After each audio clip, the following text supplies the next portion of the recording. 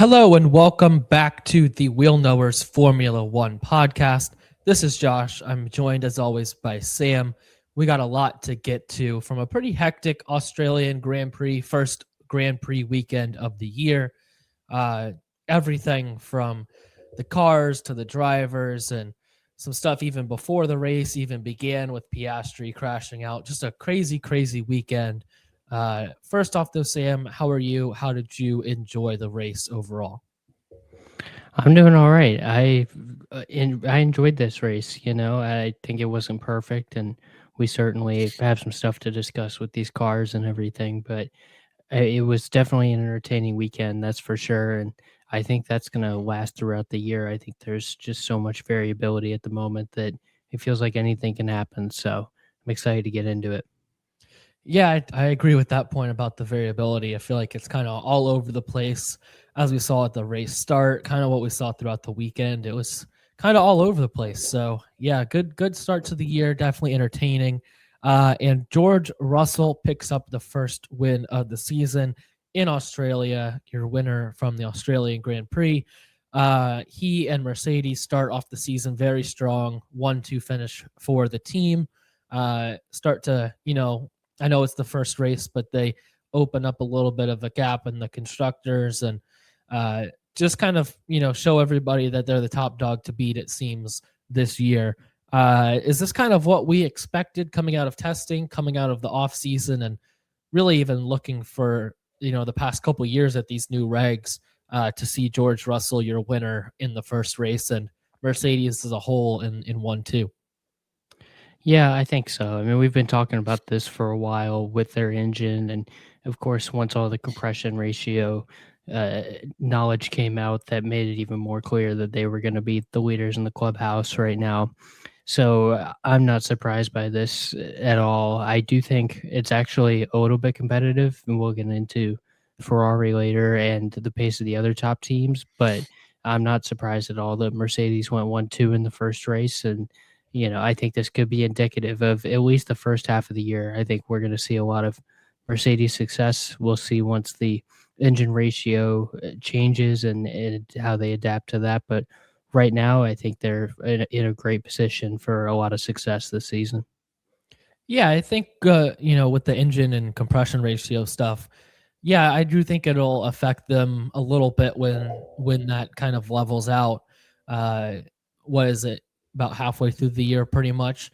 That'll level out. So I Mhm. think that'll have some effect, but at the same time, we have other cars out there with Mercedes engine right now, and they're not anywhere near what Mercedes are doing. So it's not just the engine; the car as a whole is just spectacular. Um, Obviously, they've had the most time working with that engine, so they understand it maybe more than like McLaren, Williams, Alpine do.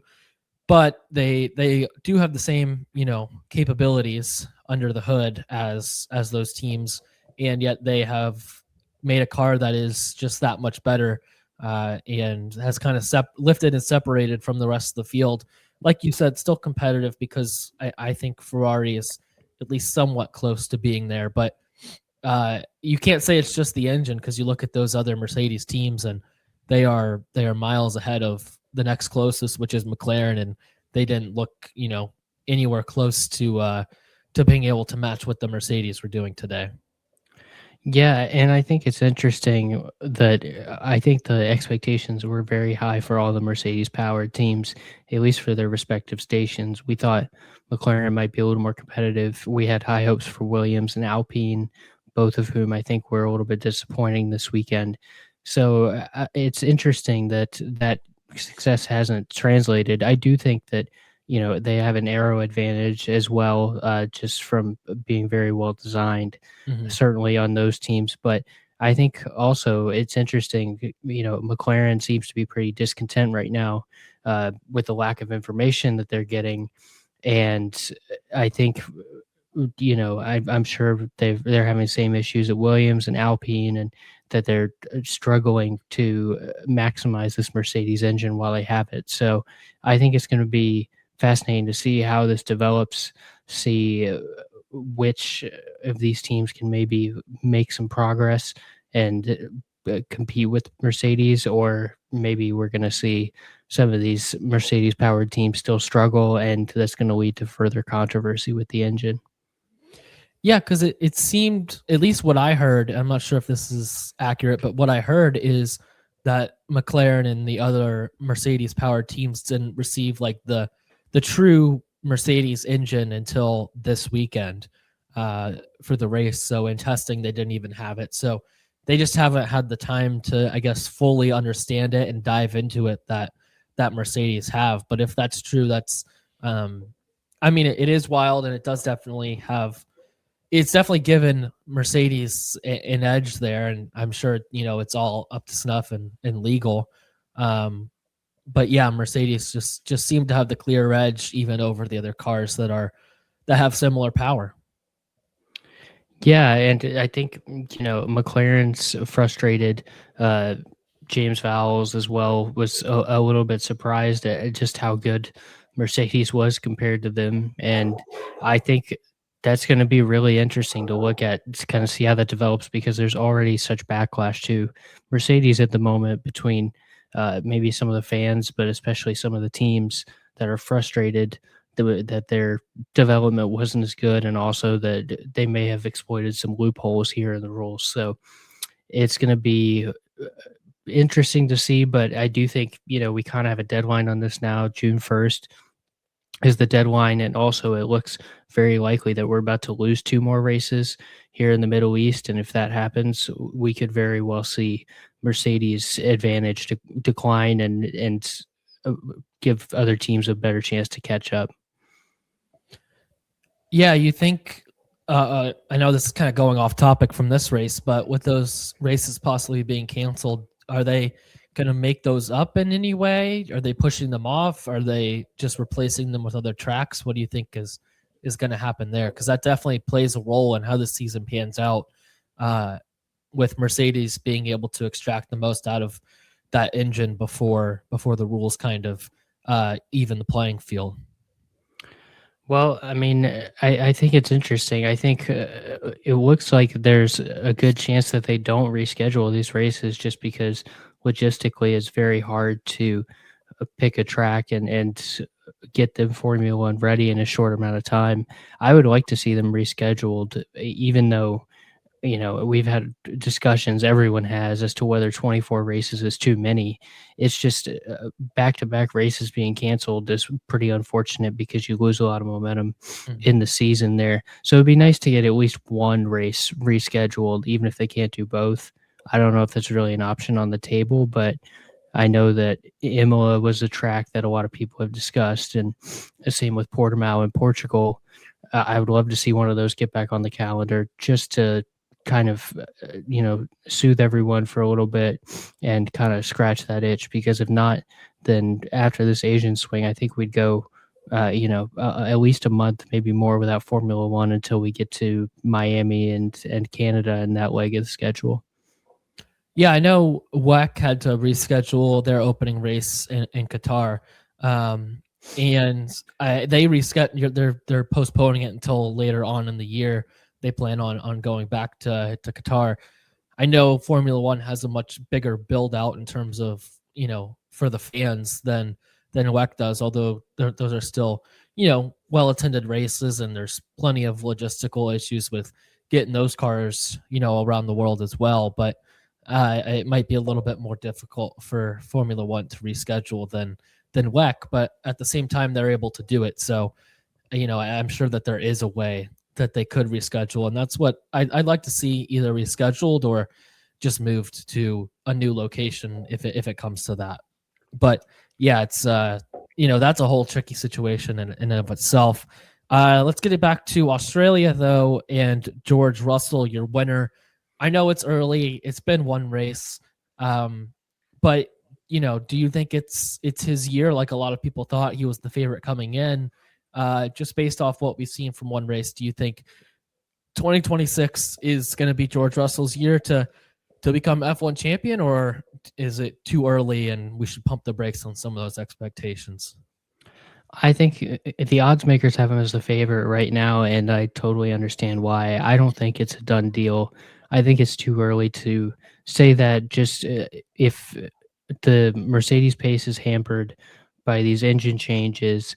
If other teams find some pace early in these regulations, I think the championship is still very much on the table for one of the Ferrari drivers, for Max Verstappen, maybe even a McLaren driver.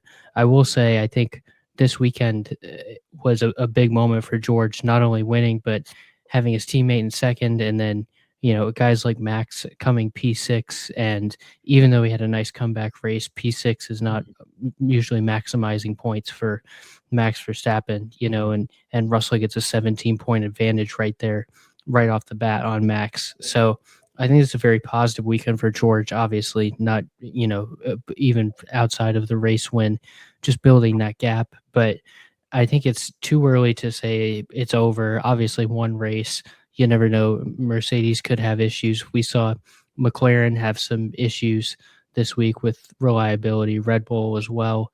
It's still on the table that Mercedes will have some DNFs, some issues, or that they'll just lose pace relative to the field over the year. So not a done deal, but I do understand why Mercedes are favored at the moment, because right now they look to clearly have the best quality pace and to have the best race pace, although I think that's closer. Yeah, I agree. I think it's too early to call anything, especially because it's the first year of these new regulations, and it's going to be a development battle all season long. And I just think Ferrari is already close enough to where that gap is closable. So are Mercedes and George favorites? I would say yeah, but I think that there's definitely room for them to be caught. Ferrari is already pretty close, I think, at least. We can get to them as well, but I don't think that they definitely don't have the quali pace. I mean, both their drivers said that they could have maximized more out of their final Q3 lap. I still don't think they would have caught the Mercedes. But once you got to the race itself, I think that they were actually pretty similar on race pace. The only difference, in my opinion, was just, Ferrari's typical strategy situation. I don't think they nailed that completely, and I think that hurt both their drivers. But if you looked at the gap, I mean, it wasn't necessarily moving super far in the direction of Mercedes throughout that race. I thought the race pace was pretty similar. So on some of these tracks where it's maybe a little bit more difficult to overtake, and with Ferraris, the way that they're starting, if that continues, and just the closeness in race pace, I don't think it's close to a done deal. No, not at all. And, we can kind of get to Ferrari as well, because I know that that's our next topic. I think they showed great promise this weekend, with the start mechanism, obviously, getting off the line so well. I think you're right. They were very competitive in race pace, albeit slightly behind Mercedes. I think if anybody's going to catch Mercedes, I think Ferrari is the clear candidate right now. I think McLaren are, clearly lacking a little bit on pace. Norris was well behind the top four. Piastri had his, almost mechanical error, I guess, that led to the driver error of spinning out on the formation lap. So kind of not a great weekend for them. Red Bull, I'm still kind of curious on. I think we only saw pieces of Red Bull this weekend. We didn't really get the whole picture with the Hadjar early DNF and Max's spin in qualifying and everything. We didn't really get the full picture there. So not to count them out, but Ferrari really impressed me this weekend. Certainly, they don't really take moral victories over there. Being third and fourth is not the end all be all for Ferrari, but I really do think it's a solid start for them, and it's something to build on. And it confirmed for me that they can be in this title fight, especially if they can outlast these first few weeks of likely Mercedes dominance. Yeah, the other thing too, though, there is, I think with the starts and that Ferrari has right now, they definitely have the advantage there. So it might be Mercedes dominance on in terms of, I guess, the overall car and pace, but Ferrari do have the advantage on the starts, and I think both of those will kind of level out as the season goes on. I think Ferrari will probably get a little bit closer on pace. I think they're close on race pace to begin with, but they're definitely behind on qualifying pace. But then the starts that Ferrari have kind of flipped that on their head, and the starts are actually as good as advertised. I was not expecting. I mean, I was hoping, everything pointed to Ferrari having the good advantage on the starts that it seemed like they were having during testing, but you just never know until you get to the race if it's actually going to be that way. And sure enough, Leclerc P4 to P1, in before we even get to the first corner, he was way ahead, and both the Mercedes said that they didn't have any battery off the line.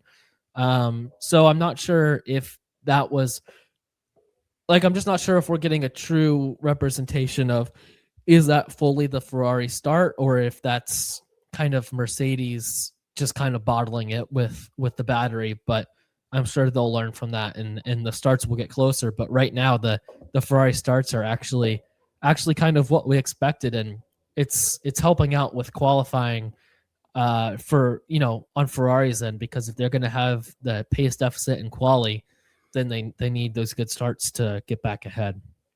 Yeah, and that's a valid point that maybe Mercedes was extra poor off the line this week. I mean, Antonelli falling from second to, I believe, seventh, and Russell losing the lead there in turn one. I mean, Hamilton was P7, and he very nearly managed to be in the lead, or at least in second. He was up there fighting as well and just got kind of boxed out.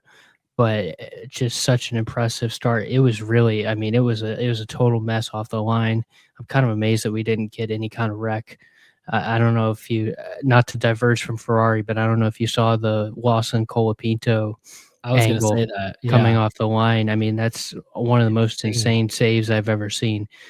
But yeah, so I think teams are definitely going to adjust to that start, but there is opportunities early in the season for Ferrari to capitalize on that. I mean, if they can qualify well the next two races, China's not a great overtaking circuit. They could build track position there, and a totally different car, but Hamilton already won the sprint there last year. They do have opportunities there to make a statement and win a race. And then Suzuka as well was a surprisingly kind of boring race last year. It didn't quite have the overtaking bona fides that we've seen from it in other renditions. So there's an opportunity here for Ferrari to build track position in these next couple races and maybe hold on. You look further down the calendar, Miami, Monaco, there's a lot of tracks that don't lend itself very well to overtaking. So, that could extend a little bit to the first lap when Ferrari would need to overtake, but they could get opportunities to establish track position and to kind of maintain from there, even if they're slightly behind Mercedes on the race pace. Yeah, I just can't believe how quickly the lights actually went out. I mean, blink and you miss it type stuff.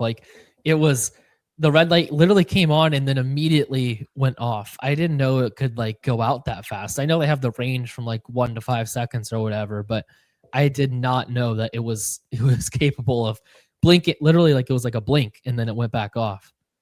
Yeah, it caught me off guard. They were just so ready to get the new season underway. And, maybe that contributed to the chaos that we got. Some drivers weren't even ready. But, that was I haven't seen a start like that maybe ever, just that quickly off the line.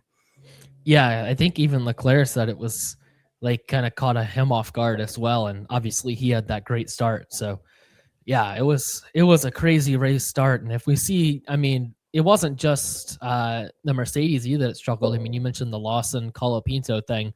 Lawson seemed like he didn't even move off the line. His teammate Lindblad had a great start. So I don't know if that was a Ford thing. It seemed like Verstappen and Hadjar had good starts. So I don't know if that was it seemed like probably a Lawson issue more than a power unit kind of thing. Yeah, that's the other part of it is a lot of this could be, I don't even know if driver error is the right term because everyone's just getting used to these, but it could be drivers struggling to get used to it and not being ready, especially on start number one. I know they've done a couple practice starts and testing or whatnot, but first real start of the season, there's certainly going to be some guys that weren't quite prepared, didn't weren't ready to take advantage, especially when your competition is, these other F1 drivers, best drivers in the world. So one mistake, one bad moment, and you could end up like Lawson, who had a really nice qualifying, could have scored good points in this race, and ended up just getting lost in the shuffle and not even really close to points. Yeah, that was disappointing for Lawson. But like you said, with the some of these other tracks too, where it's difficult to overtake, you have a bad start like that, and your race is pretty much done from there. So yeah, the race starts will continue to be a storyline, I think, throughout the year as we go on, especially in these early races when everyone's still trying to just figure it out. I think the other thing we have to get to with Ferrari is their strategy decision not to pit on that first safety car when Mercedes came into the pits. The second one was a quick safety car. I don't even think they really had the opportunity to pit there because they had just passed pit entry. So I can't really blame them too much for that one. But the first one, it felt like, and Hamilton came over the radio and said, are we not going to even pit one of us? We got to at least, split the strategy and cover off the Mercedes here. And they chose not to. They chose to stay out. They lost the track, the on-track advantage when they came into the pits because they lost position due to the longer pit stop than what Mercedes had. And they come out, they're just never able to make up the pace, even though they have, a little bit fresher tires, but it didn't really seem like tire degradation was a big issue out there. So except for Lando, it seemed like he was having a little bit of issue with tire deg, but for everyone else, the Ferraris and the Mercedes, it didn't seem like it was an issue.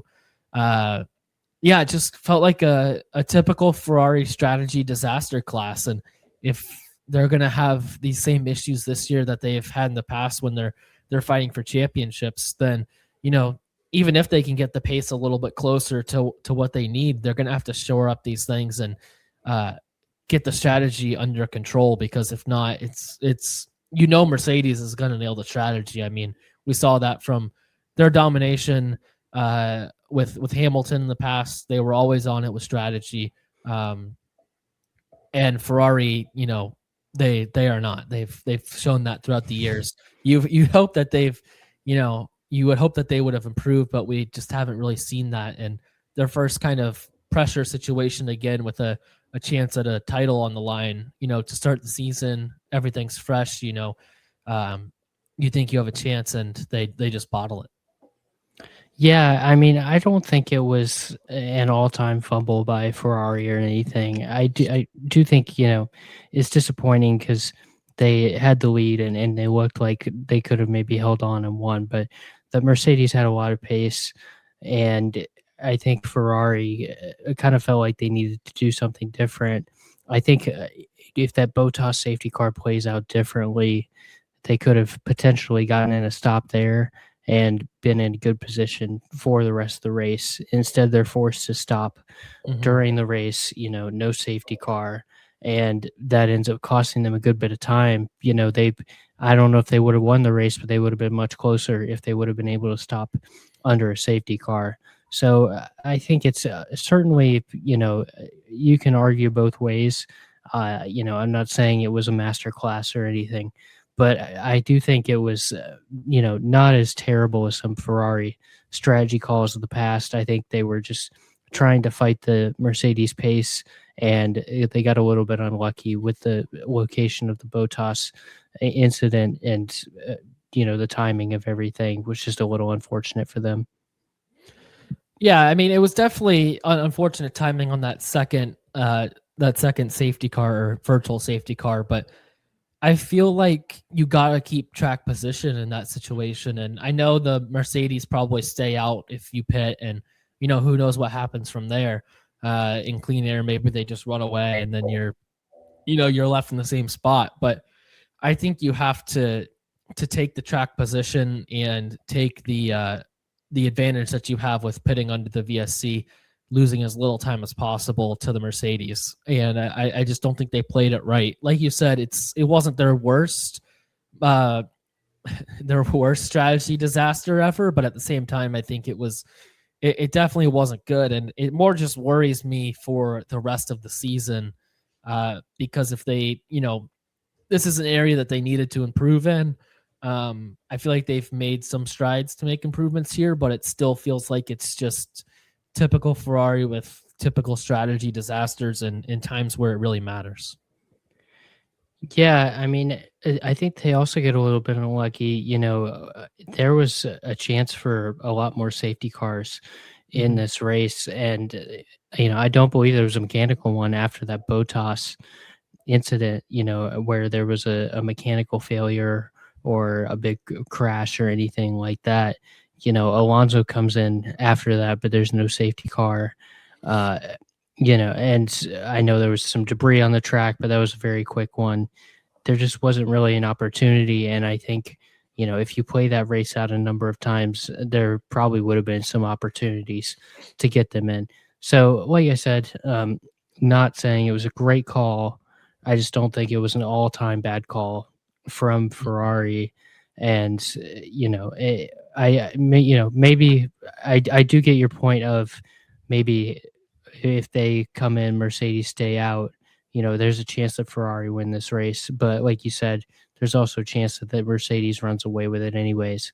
So, there's not a guaranteed a perfect answer. I think on this one, they just got a bit unlucky, and, it worked out well for Mercedes, which, Mercedes were the faster team anyways. So it's kind of maybe Ferrari could have stolen one, but it wasn't their day in regards to them being the best team and fumbling that away. Yeah, no, I see your point. It's just more, to me, the only way you win that race is if you stay with some sort of advantage over the Mercedes, whether that's the track position, if they all pit under the VSC and you come out ahead still, or if that's with an advantage of, Mercedes still have to take a full pit stop under green flag conditions while you took yours under safety car conditions, takes less time, so you get the advantage there. I just don't think there was any world where Leclerc was going to be able to run down George and pass Kimi to get there to the victory once they made that decision, and lost the track position. So, yeah, that was just my thought process. But I see what you're saying, and like I said, it wasn't the worst one we've ever seen, but it was just more. I guess I was hoping for a little bit of a different Ferrari than what we're used to seeing. Yeah, no, and that's valid. I don't think that there was a slam dunk perfect way to play this. I think it just, we'll never know how it would have gone the other way. Would have liked to have seen it, but yeah, it is what it is. And overall, I think it was still a positive weekend for Ferrari. Yeah, well, let's get to the new generation of cars. This was their debut from a competitive standpoint, qualifying and race conditions. What did you think about the new cars, how they raced? We finally get to see them, under a competitive type of setting. And, we get some great action in the beginning, Leclerc and Russell going back and forth, trading positions up there in first. And, some people have said it was gimmicky because it was all battery dependent on those overtakes, who saved up and was able to use that to pass. So let's just start from the racing standpoint. How do you think they raced? Do you think it was better than the last set of regulations? Do you think it was worse? Do you think it was kind of gimmicky with that, battery powered overtakes, or what's your just general thoughts from the first time we've seen these cars in a competitive session? Yeah, I mean, I think for me, I liked the racing a lot more than I liked what I saw in qualifying.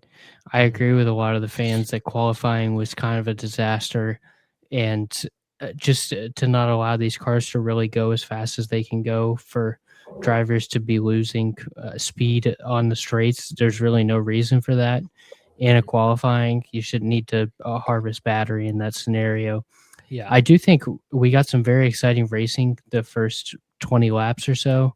And I think there's a lot more of that on the table this season. I think there's going to be some very exciting races with this package. And maybe if they can fix qualifying, I think that some fans might start to come around to it, and maybe even some of the drivers. But right now the package seems very unpopular with the drivers and with a lot of the fans. And I understand why, especially from a qualifying perspective. I don't know what the fix is, if they find some way to adjust battery usage during qualifying or do separate batteries. That's probably not feasible, but somehow separate batteries for quali and race, whatever they got to do just to Mhm. allow all out laps for qualifying. Where they can recharge on the out laps or cooldowns or whatever. Mhm. I think that would be very beneficial. But I do think from a racing perspective, I think it was a fun race, an entertaining race for the fans, at least for the first half. And there is some potential there as they tweak this package and improve it over time. Yeah, I agree. I think there's a lot of room, left to grow with this package. Everyone's still just figuring it out for the first time, um, and just trying to understand how these cars react. But at the same time, I'm with you where qualifying, especially, is a bit of a joke when these guys are slowing down. When you're losing speed on the straights, I think that's a major issue. Um, I don't think that is necessarily like pushing these cars to the limit when you're in a situation like that. I think the super clipping, they really need to get that figured out. Um, because I just don't think that's what fans are tuning in for. I don't think losing 50 kilometers an hour down the straight, like you were seeing from some teams during qualifying, is what you want to see. Especially qualifying is when you're watching these cars to compete at their maximum capabilities, to push their limits the hardest, and to see a car slowing down on the straight, while they're actually trying to go for a run, not because they have an issue or something, is definitely a problem. So I think that's step number one that they have to figure out. Because I think a lot of people see that, and if you're just casually tuning into an F1 race, like you're like, why is the car slowing down? And I think that pushes a lot of people away from having an interest in it. And the other thing too, I think the racing, it was solid at the start, and I don't really have any qualms with it being gimmicky, because I think DRS was a little bit gimmicky. Like there's, for however many years now, there's been gimmicky aspects to overtaking in F1. It hasn't been, all out pure overtaking in quite a while. So I think it's just a different version of that same kind of thing. And I think over time we would get used to that. I still don't love it. I would rather it to be pure overtaking. I think that's more what we're tuning in for. But it's kind of the same thing in my mind as DRS in a way. Um, just aided overtaking, I think, is always going to be a bit gimmicky in my opinion. Um, but the racing was decent at the beginning, and the more you get these cars wheel to wheel, or in close proximity making overtakes, I do think it is better, because it creates more action and more interest. I mean, I was pretty locked in those first 20 laps. I just wish that they would find a different way to get that action, and to achieve that goal of more wheel to wheel racing, because I don't think what we're seeing right now is necessarily like it. I don't think it's what a lot of fans are looking for. Yeah, yeah, I agree with you. I think we saw some really like that. Like I said, that first 20 laps was really Yeah. fantastic racing, Hmm. and I think it was just so entertaining seeing Leclerc and Russell go wheel to wheel in a Hmm. way that we kind of saw. Honestly, we saw a lot of it at the start of the last regulations with Yeah. Verstappen and Leclerc. We saw those Hmm. guys go wheel to wheel a lot more. And then as development went on, Red Bull got so dominant, and then McLaren later on, we didn't get as much. But yeah, I don't really. I understand your point about it being gimmicky, and I agree on some level. But you know, I think at the end of the day, it's producing fun racing, and that's kind of what everyone tunes in for. Obviously, you should reward good racing, right? It's not just fun for the sake of fun, but I think it certainly was entertaining for me, And like I said, I think as teams develop these regs, and we've also seen the FIA already considering some tweaking with the regs and the battery deployment. I think it could even out into something much better, even by in a few races, let alone by the end of this season. So overall, I think I feel a lot better after the GP than I did after quali.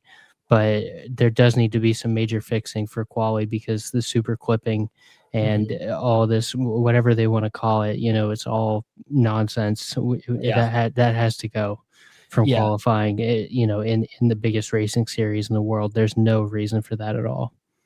Yeah, the super clipping is I think the biggest issue that they have right now with these regs, because it's just a major turnoff to tune in and you see these cars that are supposed to be pushing the absolute limit and they're just kind of rolling into the corners. There's no attacking on the brakes. There's none of the if they were recharging the battery with just from the braking and not from the super clipping, I think that would be a much better way to go about it. You'd have guys coming in at much faster speeds, trying to kind of push the limits on the brakes more than whatever. I don't even know like the science behind the super clipping. I don't know how that regenerates battery, but they got to do something about that and get that figured out. And I know you said the FIA are considering some tweaks. I think that's definitely a good thing that they're, you don't want to go in the direction of, and I love NASCAR, but for a long time, NASCAR are kind of veered off course and they're starting to correct that.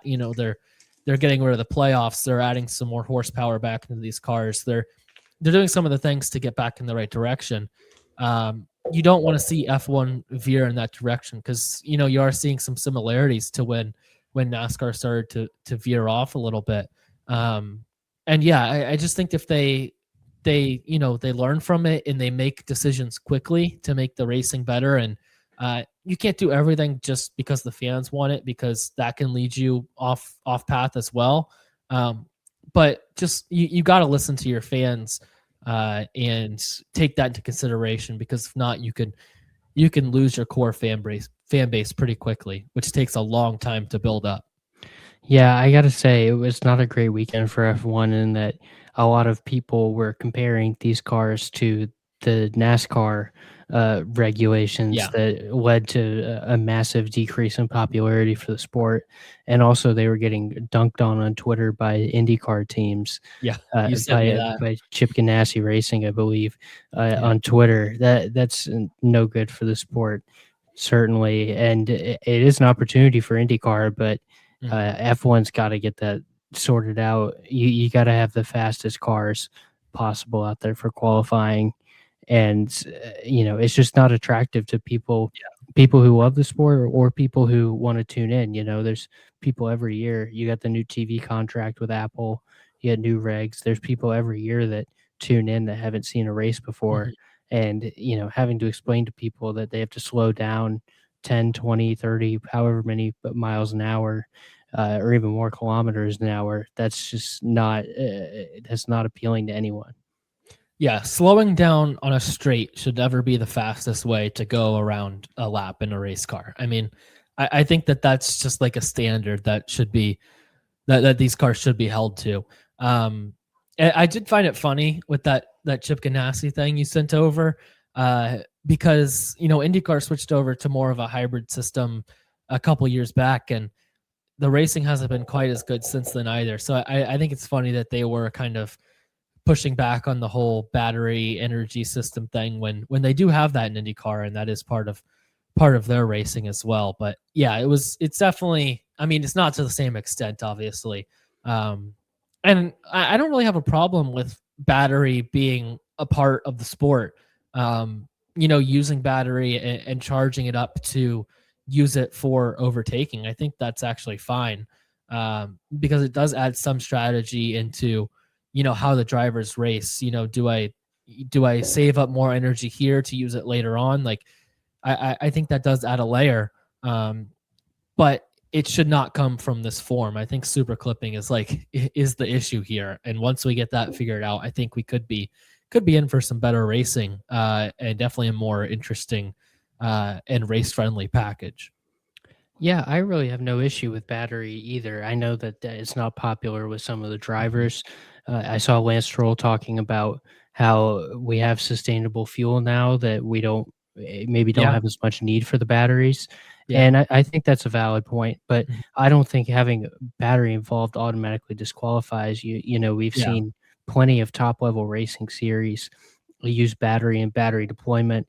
And if it's done effectively, I think it's also another way to test the drivers. mhm, You know, it's another skill that you have to sort of acquire, just like you know, when we cover when we talk more IndyCar, we're always talking about Scott Dixon tire management, all yeah, this kind of stuff. You know, it's a skill that these guys acquire across any series, and you know, I think it's important to like, I don't have an issue with that. I think the bigger issue is just being so battery reliant so early on. I think they missed the mark with that. We maybe go 80-20 or even 70-30 yeah, wouldn't be terrible mhm, as a way to start instead of going straight up 50-50. mhm. That's just too much to throw on these teams, you know, and that would solve a lot of the issues too, I'm sure, with the super clipping and all that if it wasn't as battery reliant for the speed. So, yeah, that's just kind of where I stand. Is I got no issue with the battery. I don't think it makes it Formula E or anything like some people are saying, even some of the drivers. But yeah, it just needs to be done a little more responsibly and introduced a little slower into the sport than it has been.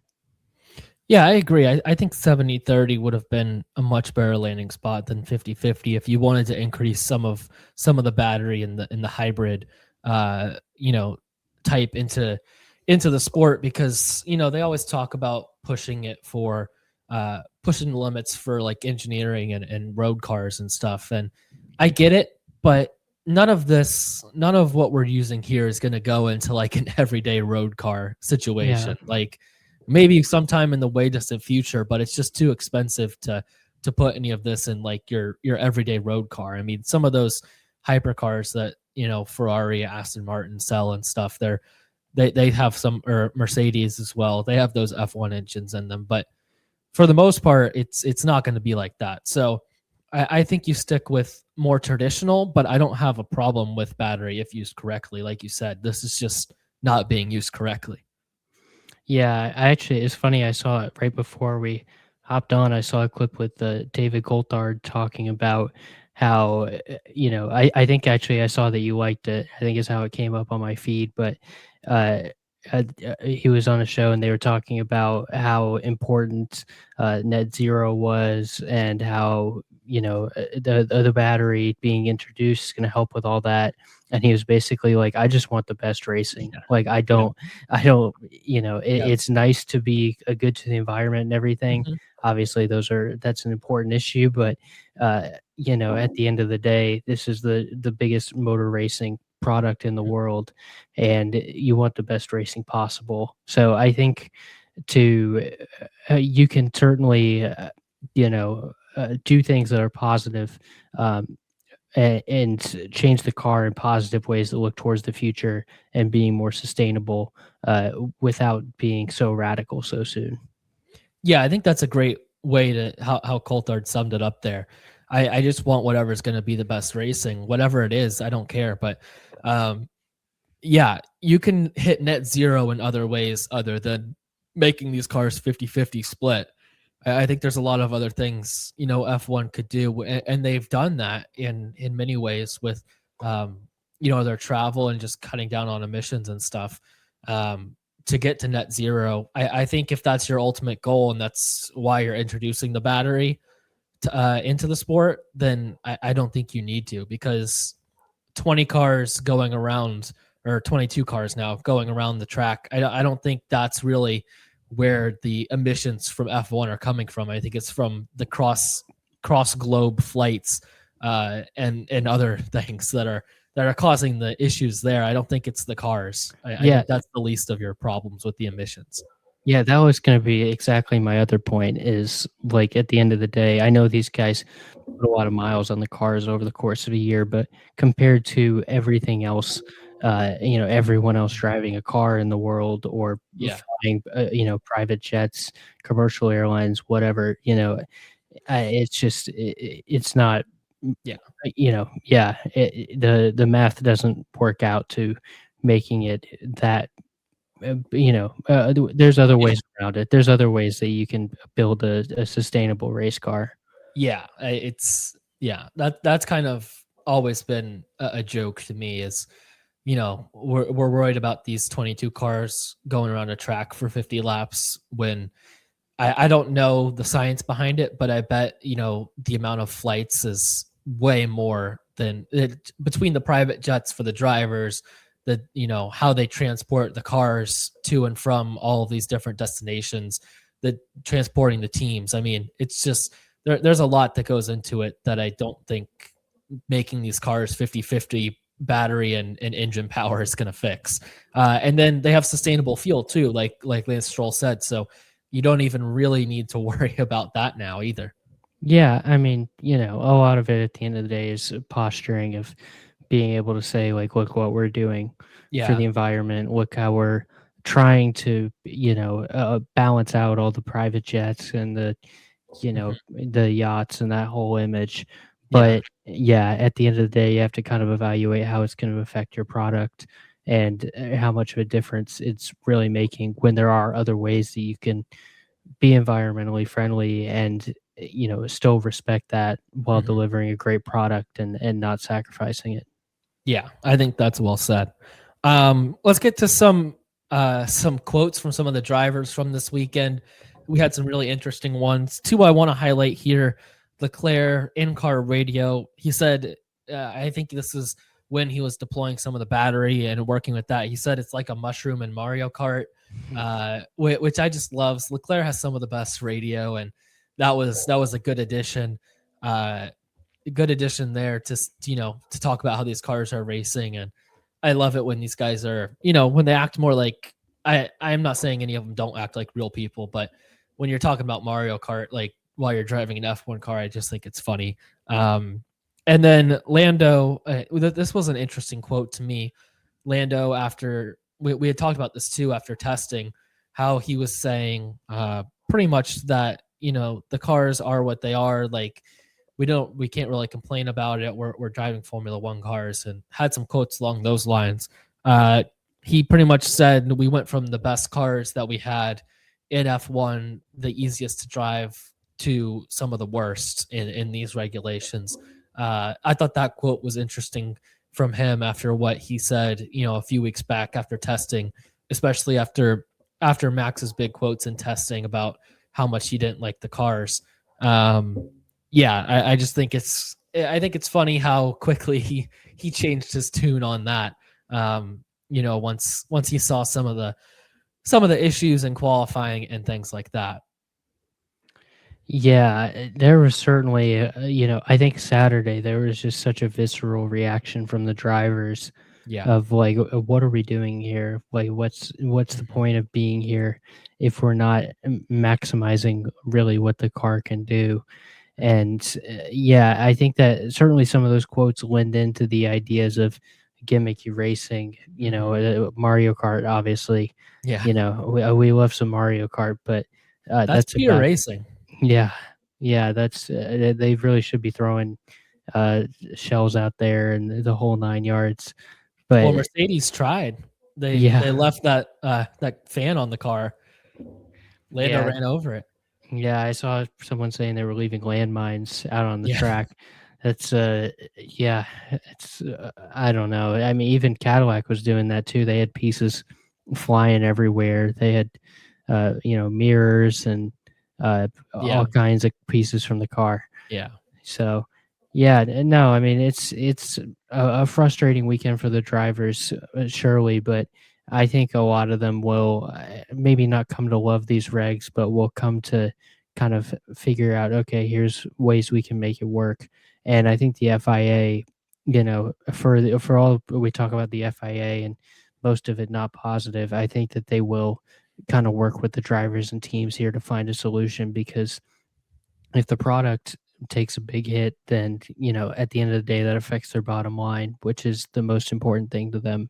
Mhm. So I think the FIA and the teams will work together, and things will get better here in fairly short order. Yeah, I think the biggest problem with these quotes from the drivers, and I want them to be honest, about how they're feeling about the car, but yeah, I think it's more of a problem for Formula One. What I'm saying is when you have drivers talking about how disinterested they are in the car, how much they don't like to drive it, uh, that sends a message to fans like, well, if you guys are so you know distant to this car and not enjoying it, then why should we enjoy it? Why should we tune in and watch? And yeah, it definitely creates a problem for Formula One when the drivers are talking about the car like this. And I think that's one of the best things that we can hope for, though, as fans, is that the drivers talk out, because I think that will force F1's hand for some change here. Yeah, I agree. I mean, they say all press is good press, but really, you can only take so much bad press at the end of the day Yeah. before people will start to kind of doubt your product. If they Yeah. see the drivers come out bashing the car, bashing the series, they wonder why they should watch on a Sunday, especially if, these races in Asia. I'm glad that we have them, Asia and Australia, but getting up, I know, like for China, the next race is at 3 a.m. Yeah. for us. Yeah. That one's going to be a tough one to watch live. We'll see. It might be recorded the next morning kind of thing.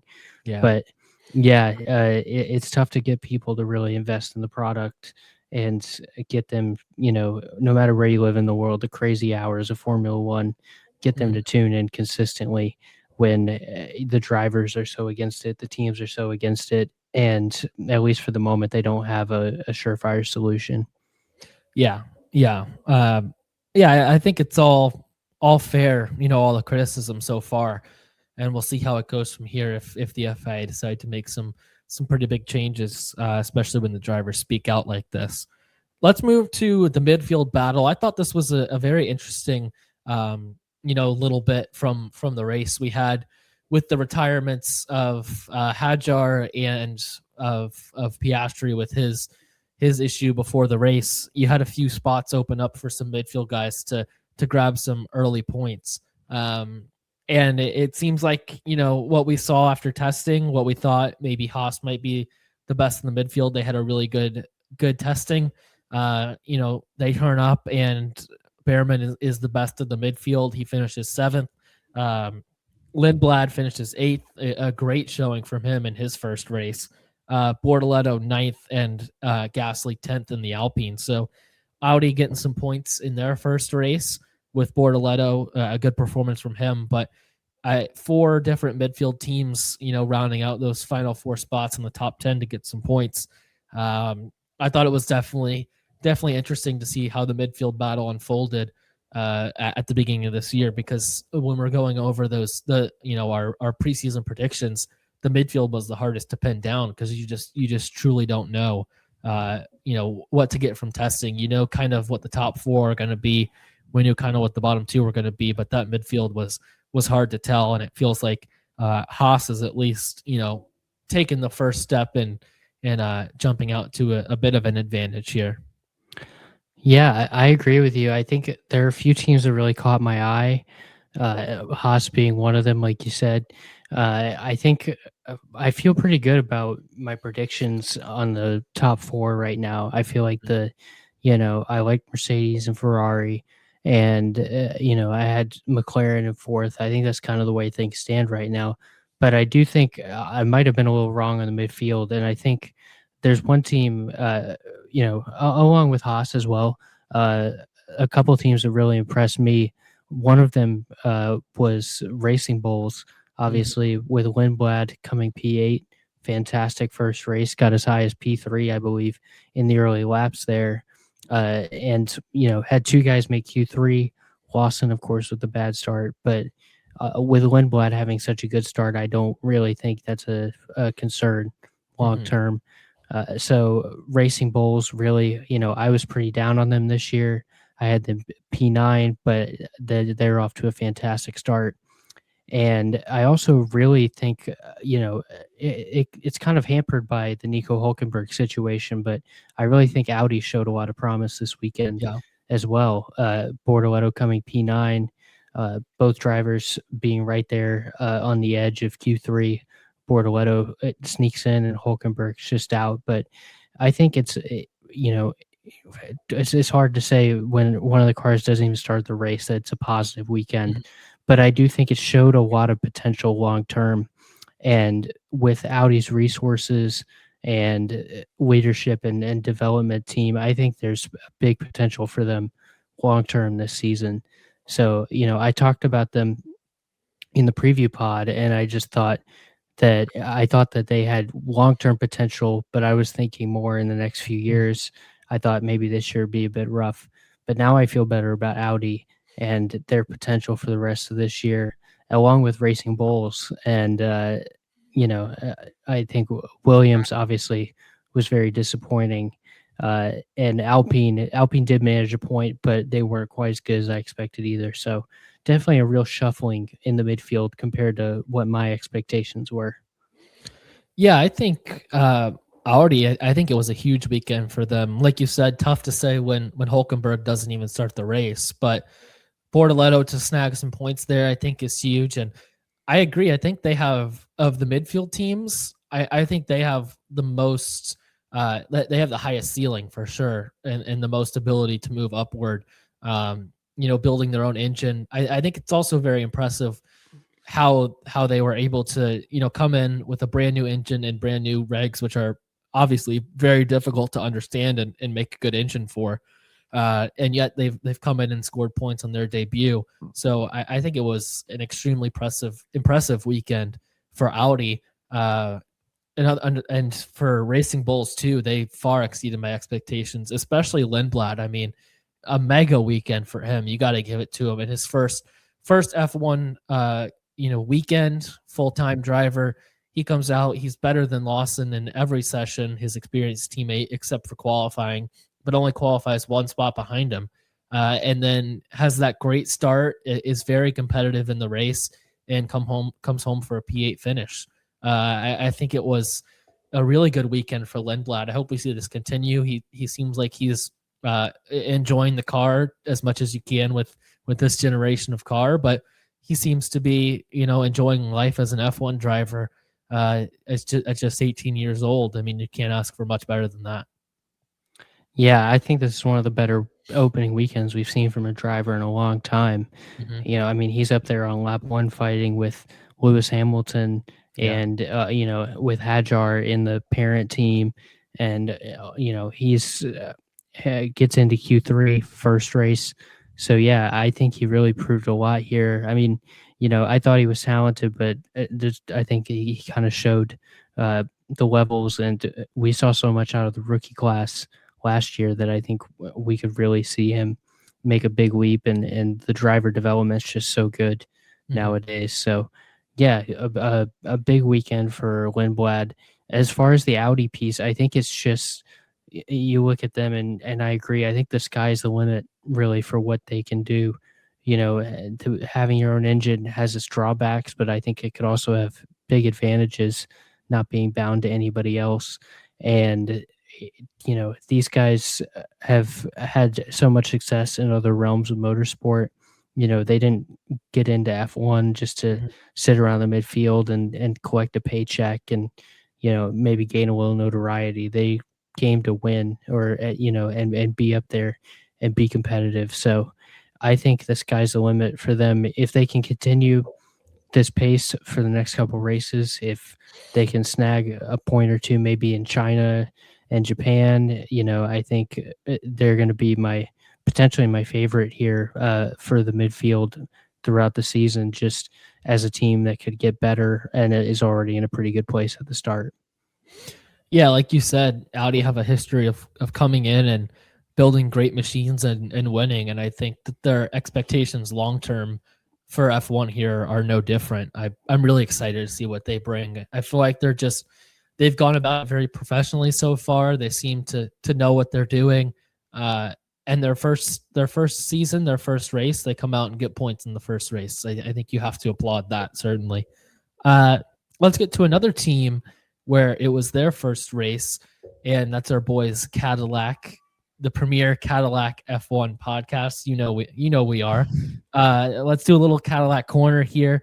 What do you take from the first race of their existence, of their time in Formula One? What did you think about it? Obviously, Valtteri has to retire from the race with some sort of issue, but Perez does finish the race, albeit 3 laps down in P16. But is able to, I guess, have a better finish than what Aston Martin was able to achieve. So we get some, a little bit of a hit there, and we're up to P10 in the constructors after the first week. I know. I think I need to just take a picture right now and savor that P10 as long as it lasts. Yeah, exactly. Stop the count. I think overall, for a first race weekend, I think it was a success.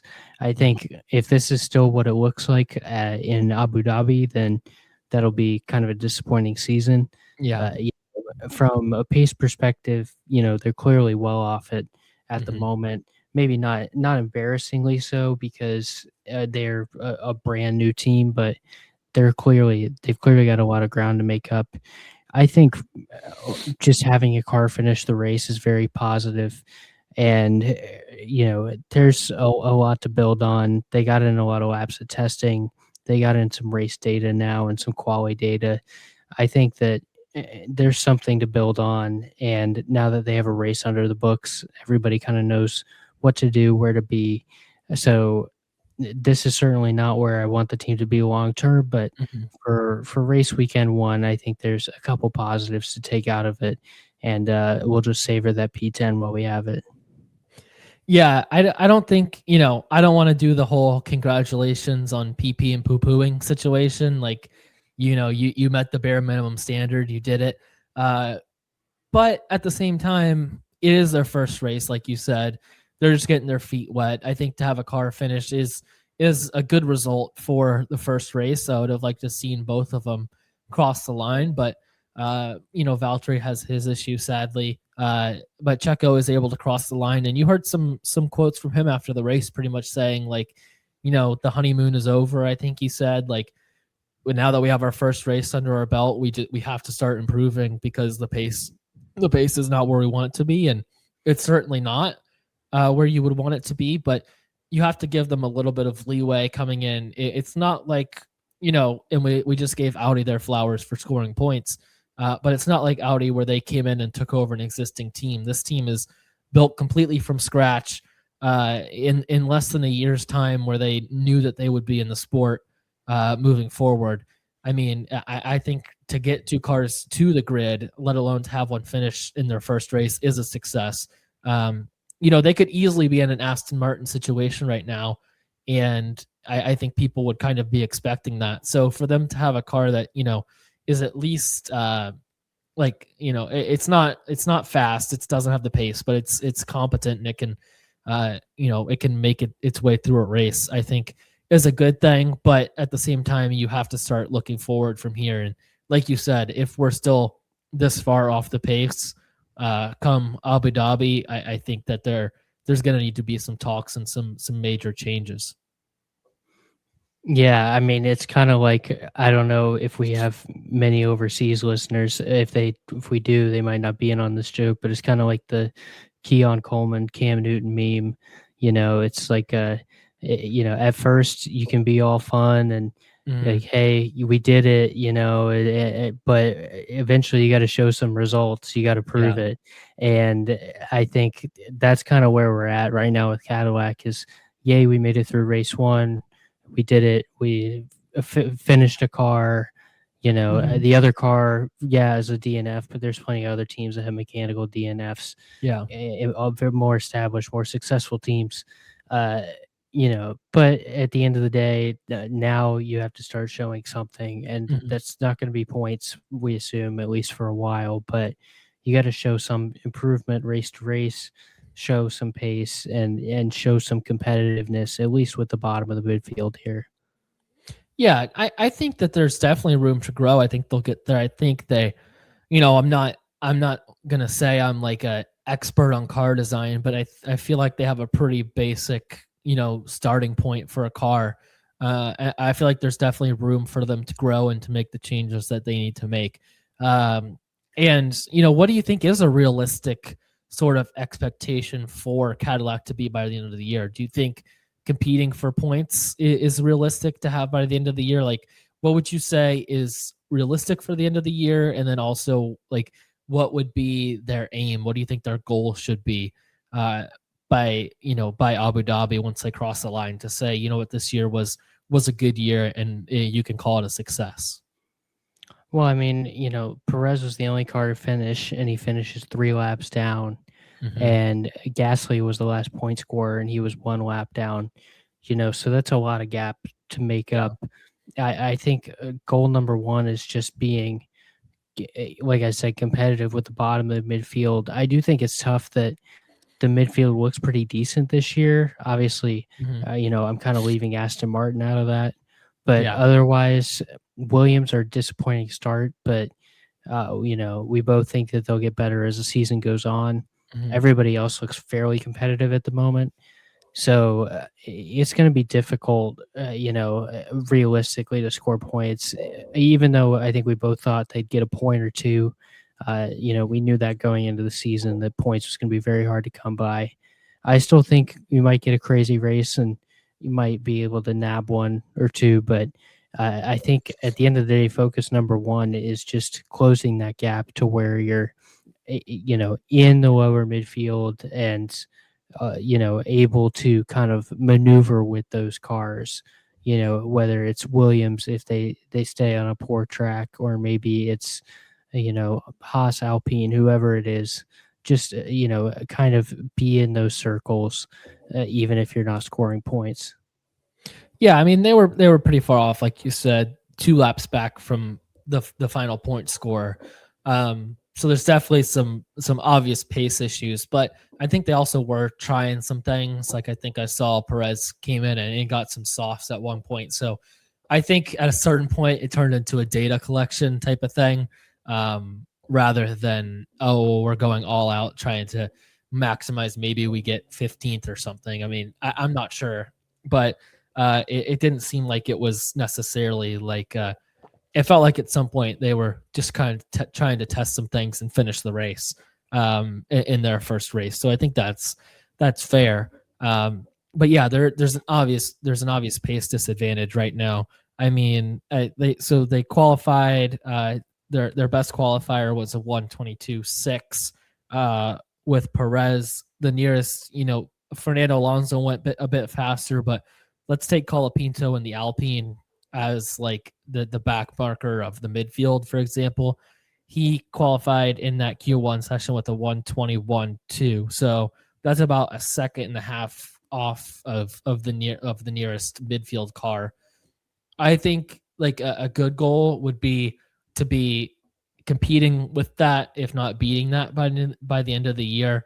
I know that's a low bar to carry. I don't want to set the bar too low, but they're definitely a decent ways off the pace. And I think if they can be at least competing around other cars by the end of the year, I think that's a good step in the right direction. And I think you could call the year a success then. I mean, obviously, like you said, you'd love to maybe snag some points here, snag a couple points there, maybe, and get something on the board to show for the year. But I think a realistic goal, and a goal that would be, I would consider this year a success, would be, to be battling at the end of the year on track with whoever the lowest midfield team or two is, whether that's Williams and Alpine or whoever it is. I think that's a pretty decent and reasonable goal to expect by the end of the season. Yeah, I mean, if you're looking at, I'm trying to look at some of the race pace, uh, race pace sims, I guess, or the data, Mhm. and most of them have Cadillac about 2 seconds off even the lower midfield per lap, which Yeah. would kind of track with being an extra lap down or two to some of the other cars. So yeah, I mean, there's a lot of ground to make up. I think if you could make up that ground and just hang in that area, that's kind of Yeah. about what you mentioned. I think that's goal number one. 2 seconds a lap is obviously a big deal in F1, but when you're so far behind, I think there are improvements that they can make. They can realistically take notes and bring improvements to the car. Maybe not in race 2 or 3, but maybe by Miami, or Mhm. maybe Canada, maybe even not until summer break. But there's room to improve, and I think they will improve, whether or not they end up in the points categories this year. Yeah, I think you just want to see a few good update packages that come throughout the year, right? Where they gain a decent amount in closing that gap, I think would be huge. And yeah, I think I know this sounds like a bit like once again a low bar, but I think the goal kind of is just not be a joke, right? Like by Abu Dhabi, you don't want to be a joke of a car where everyone's like, oh, we got to deal with passing these Cadillacs again as they're like 5 laps down. You don't want to be that group. And if they were joining, mid regulation set too, I think that it would be a bit of a bigger issue. But I think with the new regulations, there's so much to learn, and there's so much for these teams to grow that the opportunities to make those improvements are definitely there. It's just a matter of finding them and putting them into execution, which I think they're more than capable of. Yeah, I think so too. Like you mentioned, there's a lot of room to improve on the car design. So I'm not too worried overall. I think, there could be some dark times this first half of the year, but I don't think they're going to be truly a laughing stock at any point this season. I think they'll just be kind of a back marker. And, I think they'll improve enough to where they have some respectability by the end of the year. Yeah, could be the dark ages for a little bit, but I think we'll come out the other side into the enlightenment period, and we'll be pretty good. Um, yeah, let's move to our personal podiums now. For Australia, in P1 for me is going to be George Russell. I think it's got to be. Um, just met every expectation of what we were expecting from Mercedes and from George to start the season. I mean, it's hard to say when you start on pole and win the race. It's always hard to judge like those spectacular moments, but I think he had some really solid moments. Just took advantage of everything he needed to. So I have George Russell P1 in Australia on my personal podium. Who do you have for P1 for yours? Yeah, I mean, I do as well. I have George Russell. I think, I do think it was not an all time dominance in the sense that Leclerc gave him some good fights, and who knows if the strategy had been played differently, how things could have ended up. Mhm. But at the end of the day, there's nothing more you could ask for.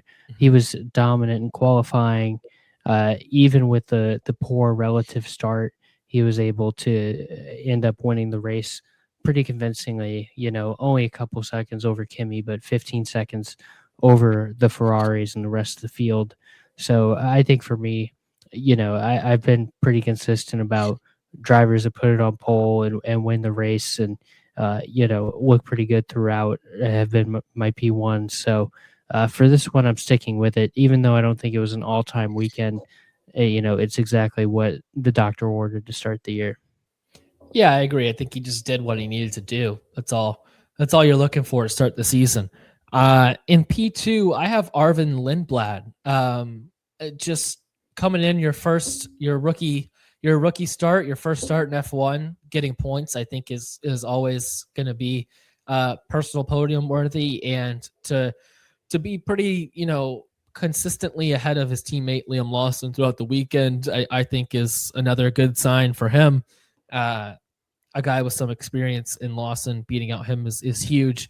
Uh, and yeah, I mean, I think just the weekend he had overall was pretty spectacular come in and look that good and snag 4 points in your debut is massive. So Lindblad P2, mega job this weekend for him.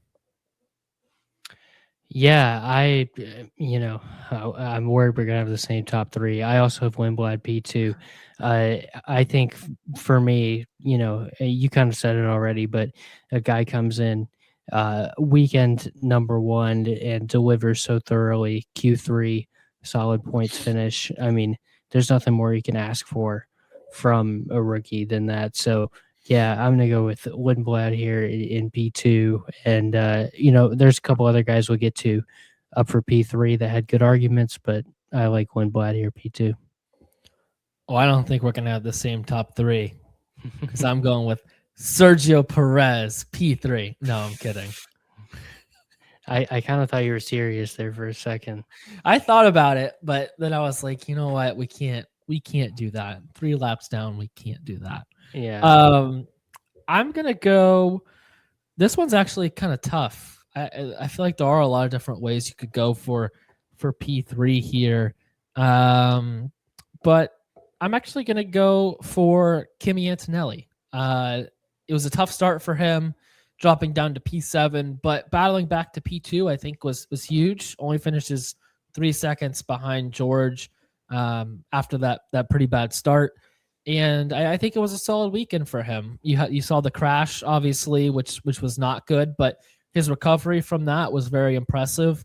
Obviously, Max crashing in Q1 helped him be able to get the car actually back out on track on time for qualifying and to even have that P2 start in the first place. But the crash wasn't great, but everything else seemed pretty solid from Kimi. And I just like the way he battled back in that race. I think he's going to snag some wins here this year. I just think it's a matter of time. George is going to be hard to beat for the season, but I like Kimi to get some wins this year. Those mistakes are still going to happen. He's still young, but he's bouncing back from them pretty well so far. Yeah, I like that shout. I think Kimi had a very solid race. Again, another guy that did what the doctor ordered, took care of business, and he did recover very nicely from that poor start. For me personally, in P3, I'm going to go with Oliver Behrman. I'm wondering kind of if he's soft launching a name rebrand, because I heard him in the F1 did a driver introduction video basically, and he referred to himself as Oliver instead of Ollie. Maybe that's just something I haven't noticed, but on the official websites and everything, he's Oliver instead of Ollie. So I don't know if that's I don't know if he's rebranding or if I was just not noticing, but regardless, I'm just gonna call him the Bear Man. Yeah, I do like how he kind of incorporates that into his logos and everything. So I'm gonna go with the Bear Man here, P3. He qualifies just ahead of his teammate, the good old Esty Bestie, as we talked about last pod. Qualifies just ahead of him, but ends up having a much better race. Esteban finishes outside the points in P11. Not an awful race, but certainly not one to write home about. Meanwhile, Ali comes in P7, top of the midfield. That's maximizing performance once again, building on a really strong finish to last season for Oliver. So for me, I like him here, P3. I think it's a great performance, and I'm excited to see what he can do the rest of the year if he can keep this up, because he had such a strong end to last year, and if he keeps this up, he's going to have the big teams, I think, knocking down his door next year with some potential change on the horizon. Yeah, I think the Bear Man's going to just take Esty Bestie to the cleaners this year, to be honest. I mean, I think the ceiling's high for the Bear Man. I like where he's headed. Let's move to Stinker of the Week now. I feel like there were a few different directions you could go here as well. Thought long and hard about Williams, thought long and hard about Piastri. I'm going to go with Isaac Hadjar's engine. I was really hoping to see more from Hadjar. he looked really good in his first weekend, very competitive, close to max in a lot of the sessions. And I was just looking forward to seeing what he had during the race. I think he would have fallen back from those top four, but I think he could have battled it out with Lando, battled it out with Max, been right around that area. And yeah, I'm just sad we didn't get to see more from him in his first race at Red Bull. I think it was very encouraging, his pace this weekend. Just sad we didn't get to see more of it during the race. Yeah, I think that's a good shout. I would have loved to see more of Hadjar. He had such a great qualifying coming in at P3, and I think it was very encouraging for Red Bull to see that he clearly has some pace in that car. We'll see how he holds up to Max over a full season, but that's a great start from a pace perspective. And the engine kind of fumbles that one for Hadjar there. For me, this kind of rolls into the off season, right? This isn't just a this weekend thing, but this weekend kind of, we got to see it all unfold. Aston Martin just, in the tank, and it's almost, I was almost impressed with the fact that Lance ran 43 laps. I was going to say was a little more than we had expected. He ran 43 laps without permanent nerve damage, as far as we can tell. So that's, you can argue it almost went better than expected. Yeah, I was going to say that's why I didn't have them in the stinker of the week, because I think they exceeded expectations. I know it was a double DNF, but I mean, they ran more laps than I thought, and their pace was, better than expected when they did have that qualifying run with Fernando. So yeah, I mean, obviously, look, they're way off where they want to be, where they expected to be. But I actually thought this weekend was better than what I thought. So, I guess kudos to them on that they actually got to run some laps in the end. Yeah, honestly, I maybe I should just redirect it to just the Aston Martin leadership from for the last few years. Especially you had Mike Crack as TP there for a few years, and Lawrence Stroll as well, just having no idea what was going on with the Honda situation, and then Newey getting appointed team principal and visiting them in November and realizing that, like, hey, this is not going to work, and having to deal with that in real time. It must have been quite the wake-up call. So yeah, I might just redirect this to Aston Martin leadership for just a massive failure the last few years to not realize what they were getting themselves into with Honda, and it sort of unveiled itself this weekend with the double DNF. And even though it somehow went better than expected, I think it's clear that they have a long, long way to go. Even when they were on track, their pace was not far off of Cadillac'S, much closer to that than the midfield. So, yeah, that's kind of where I land. It was an impressive start for Alonso, getting up. He was briefly in the points there for a second. I almost thought he could maintain it, but it wasn't meant to be. Double DNF for Aston Martin sort of is the exclamation point to an all-time poor development cycle. Yeah, I think we redirect them from stinker of the week to stinker of the off season. I think we make that a new thing. Yeah, the honorary Aston Martin award for stinker of the off season, because you're right. It's been an organizational failure a little bit to start this new reg cycle, when we all felt like it was a new chapter for Aston Martin to finally, come to what we all hoped that they would become, at least for Fernando's sake. And yeah, it's not gone that way. Yeah, we talk about that a lot. Again, I don't know the crossover here, but we talk about that a lot in college football. Teams that are champions of the offseason, that every year they get talked up like, oh, this is going to be their year, and they have all these great headlines, and then they stink every year. Yeah. And that's kind of what happened to Aston Martin here. They got talked up as, they're going to compete for titles. Alonso wasn't that far behind the likes of Leclerc and Hamilton, and even Verstappen and Russell in title odds just like a month ago. and now they are back in the back of the pack with Cadillac, and I don't think there's any chance that they recover enough to match expectations even by the end of the year. Yeah, it's definitely a fall that we were not expecting. Off-season champions turned stinker of the off-season, I think is a good way to put it. That is everything for our first race review from 2026. We got a lot to look forward to, a lot to expect to see change, to improve, to just to develop as the season goes on, from the cars to the drivers to everything else. I think it's setting up to be an exciting season, whether or not the cars are where we want them to be, but we'll still have plenty to talk about regardless. So good first race, good to start the season in a solid direction. And you got anything else to add, Sam, from Australia? No, I think I'm looking forward to this weekend in China, as tough as it's going to be on your boys with the 3 a.m. start. We're going to soldier through and still deliver you some content next week. So we're excited for more F1 racing. I think, like I said, a lot of positives, a lot of negatives, but this weekend was certainly entertaining. And I think next weekend is going to be just as exciting to watch unfold.